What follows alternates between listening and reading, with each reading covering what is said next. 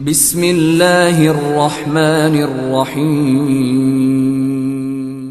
الحمد للہ وحدہ والصلاة والسلام علی من لا نبی بعدہ وعلی آلہ واصحابہ الذین اوفوا عہدہ اما بعد فاعوذ باللہ من الشیطان الرجیم بسم اللہ الرحمن الرحیم یا ایہا الناس اتقوا ربکم الذی خلقکم من نفس واحدۃ وخلق منها زوجها وبث منہما رجالا کثیرا ونساء واتقوا اللہ الذی تساءلون به والارحام ان اللہ کان علیکم رقیبا۔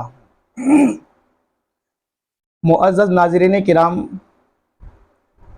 ابھی جو موسم جاری ہے اس موسم میں شادیاں بہت کثرت سے ہو رہی ہے، تو میں نے یہ بات سوچا کہ ہمارے جو مسلمان بھائی ہیں شادی کے تعلق سے ان تک صحیح پیغام پہنچ جائے، اس لیے میں نے ضروری سمجھا کہ آپ تک جو صحیح بات ہے وہ پہنچ جائے کہ نکاح کے اندر کون سی چیزیں سنت ہے اور کون سی چیزیں سنت نہیں ہے۔ تو معزز ناظرین کرام، سب سے پہلے یہ بات سمجھ لیجئے کہ نکاح یہ اللہ تعالیٰ کی ایک عبادت ہے، اور اسی طرح نبی اکرم صلی اللہ علیہ وسلم کی یہ ایک اہم سنت ہے۔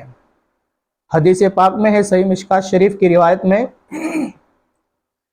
کہ جو شخص نکاح کر لیتا ہے تو اس کا ایمان مکمل ہو جاتا ہے۔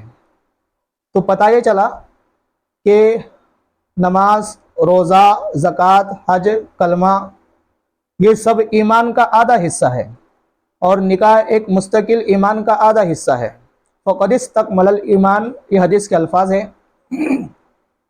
بہرحال مجھے کچھ ضروری باتیں آپ سے یہ کرنی ہے کہ نکاح کو اللہ کے رسول صلی اللہ علیہ وسلم نے سادگی کے ساتھ کرنے کے لیے کہا ہے، سادگی کے ساتھ کرنے کا ہمیں حکم دیا ہے۔ اور نکاح جو ہے یہ نبی اکرم صلی اللہ علیہ وسلم نے عملی طور پر ہمیں کر بھی دکھلایا ہے، صرف کہا نہیں بلکہ عملی طور پر امت کو پیغام بھی پہنچایا ہے۔ تو میں سب سے پہلے یہ بات عرض کر دوں کہ جو ہمارے معاشرے میں جتنی رسمیں رائج ہے ان رسموں کو ہم ختم کریں۔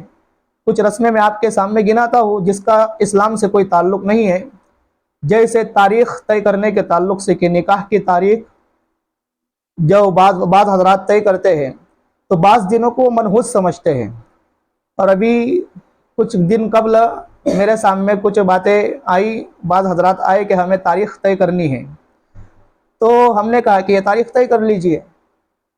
تو بولنے لگے نہیں مفتی صاحب یہ عقرب کا دن ہے۔ میں سمجھا کہ عقرب سے اس کا کیا تعلق ہے، عقرب سے اس کا کیا تعلق ہے، یہ تو پہلی بار میں نے سنا۔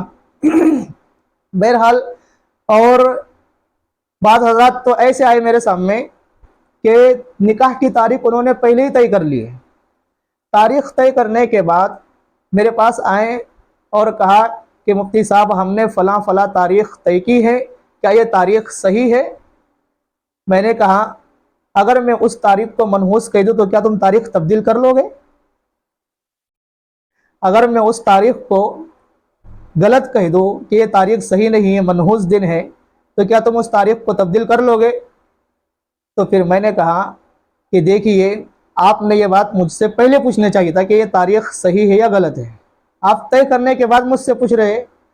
تو بہرحال میں کہنا یہ چاہتا ہوں کہ سب دن اللہ کے ہیں، کوئی تاریخ منحوس نہیں، کوئی مہینہ منحوس نہیں، سب اللہ ہی کے دن ہیں، اور ہر دن نکاح کر سکتے ہیں اور ہر مہینے میں کر سکتے ہیں۔ اس سے دن کا اور ایام کا، مہینے کی کوئی تخصیص نہیں اور کسی کا اس سے کوئی تعلق نہیں ہے، سب دن اللہ کے اور سب مہینے اللہ کے ہیں۔ اور ایک بات یہ بھی عرض کر دوں، ہمارے معاشرے میں نکاح کو لے کر جو کہ اللہ کے پیغمبر نے عبادت جس کو قرار دیا تھا، بہت ہی بے حیائی اور فحاشیہ اس میں عام ہوتی ہے۔ مثلا گانے بجانے عام ہوتے ہیں، اسی طرح سے ہلدی کی رسم یہ بھی عام ہوتی ہے کہ ایک دلہا بیٹھتا ہے اور پھر اس کو غیر محرم عورتیں ہلدی لگاتی ہے، یہ مناسب نہیں ہے۔ اسلام ان باتوں سے ہمیں روکتا ہے، منع کرتا ہے۔ پارہ نمبر 18 میں سورہ نور میں ارشاد ہے قُل لِّلْمُؤْمِنِينَ يَغُضُّوا مِنْ أَبْصَارِهِمْ وَيَحْفَظُوا فُرُوجَهُمْ کہ اے نبی صلی اللہ علیہ وسلم آپ مومن مردوں سے کہہ دیجئے کہ وہ اپنی نگاہوں کی حفاظت کریں۔ اسی طرح نبی کو حکم ہو رہا ہے کہ آپ مومن عورتوں سے کہہ دیجئے کہ وہ اپنی نگاہوں کی حفاظت کریں۔ تو نگاہ کی حفاظت کا حکم دونوں کو ہے، تو اس لیے یہ رسم کو ختم کریں۔ جو بھی اس رسم کو اپنائے گا وہ گنہگار بنے گا۔ اور اسی طرح سے دوسری رسم یہ ہوتی ہے کہ دلہے والے جو ہے لڑکی والوں پر بہت ظلم کرتے ہیں۔ ایک دفعہ میں نے ایک جگہ کا واقعہ ہے، نام نہیں لوں گا اس لیے کہ ابھی اس کے ذریعے سے بات سب طرف جائے گی۔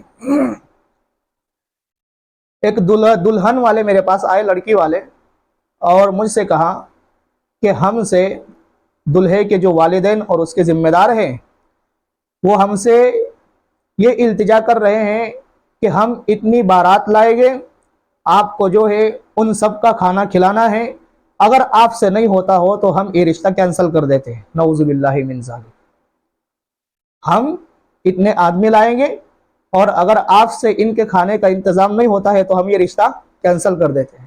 میرے دوستو یہ ظلم ہے۔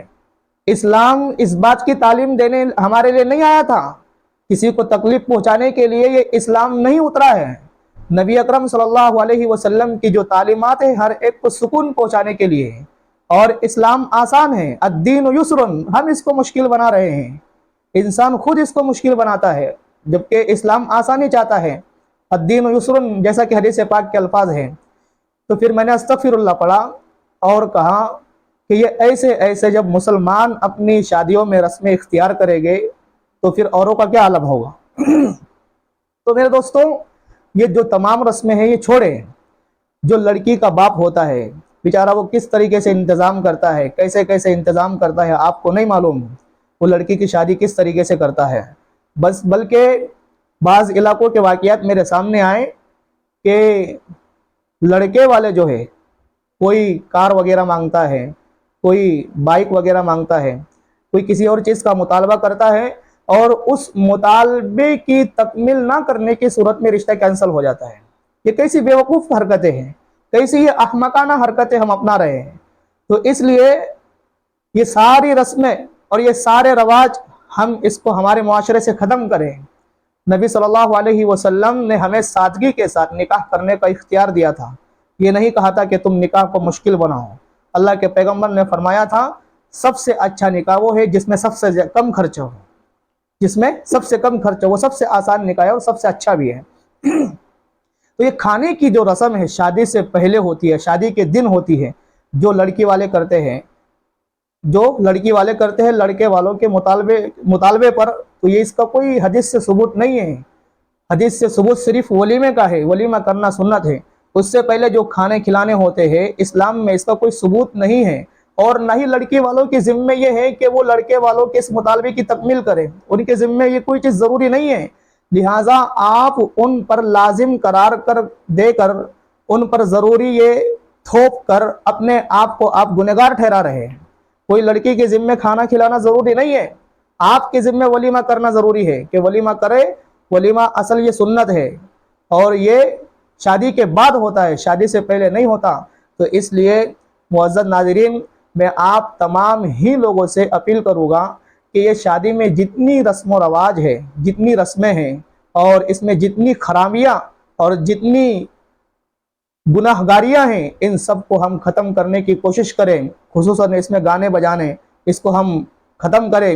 اسی طرح سے اس میں جو بھی ہلدی کی رسمیں ہیں اس کو بھی ختم کریں، اور اسی طرح سے اس میں جو فحاشیاں اور برائیاں عام ہوتی ہیں ہم سب اس کے ذمہ دار ہیں ختم کرنے کے۔ ہم ہی نہیں ختم کریں گے تو کون کرے گا؟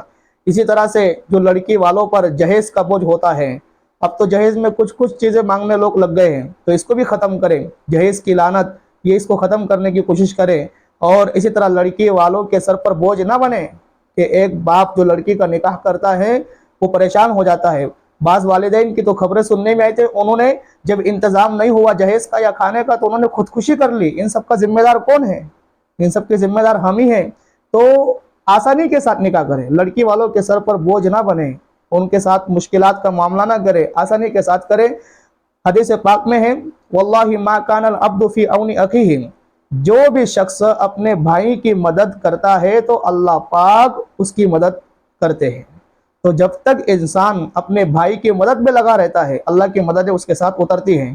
اور آخر میں یہ بات یہ بھی عرض کر دوں کہ جس نکاح میں فحاشیاں، برائیاں اور رسم و رواج اور گناہ گاریاں عام ہوگی، اتنی ہی اس خاندان میں مودت اور محبت جو ہونا چاہیے وہ نہیں ہوگی، پھر نفرتیں پیدا ہوگی۔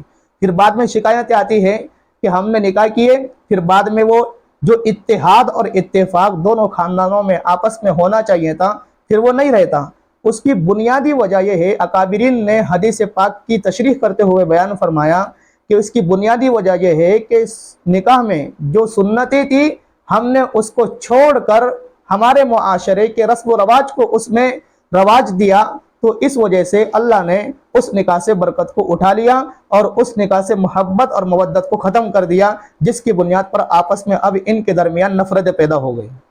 تو یہ طلاق والے معاملات، نفرت والے معاملات جو ہوتے ہیں، ہم ان پر اس نکاح میں سنت پر عمل نہیں کرتے، تو اسی وجہ سے یہ نفرت والے معاملات اس میں داخل ہو جاتے ہیں۔